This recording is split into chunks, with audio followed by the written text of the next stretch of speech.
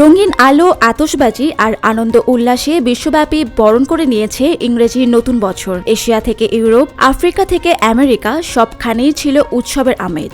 New ইয়র্কের Times স্কয়ারে countdown, লন্ডনে আলোর ঝলকানি, সিডনির আকাশ জুড়ে বর্ণিল আতশবাজিতে মুখর হয়ে ওঠে রাত। পুরনো বছরের দুঃখ ক্লান্তি পেছনে ফেলে নতুন আশায়, নতুন স্বপ্নে পথ চলা শুরু করেছে মানুষ। নিরাপত্তা জোরদারের মধ্যেই হাসি, গান আর শুভকামনায় বিশ্বজুড়ে উদযাপিত হল বর্ষবরণ। নতুন বছর সবার জীবনে বয়ে আনুক শান্তি, সমৃদ্ধি আর সৌহার্দ্য, এই প্রত্যাশায় শেষ হল উৎসবের প্রথম প্রহর।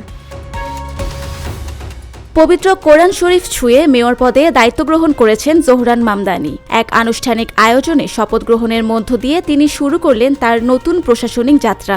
শপথ অনুষ্ঠানে মামদানি ন্যায়, স্বচ্ছতা ও জনসেবার অঙ্গীকার নিয়েই দায়িত্ব পালন করার কথা জানান। ধর্মীয় মূল্যবোধ ও গণতান্ত্রিক চেতনার সমন্বয়ে শহরের উন্নয়ন ও নাগরিক সেবাকে অগ্রাধিকার দেওয়ার প্রত্যয় ব্যক্ত করেন তিনি। এই শপথকে ঘিরে রাজনৈতিক অঙ্গনে সৃষ্টি হয়েছে ব্যাপক আলোচনা। অনেকের কাছে এটি দায়িত্ব ও বিশ্বাসের প্রতীক, আবার অনেকের কাছে একটি ঐতিহাসিক মুহূর্ত।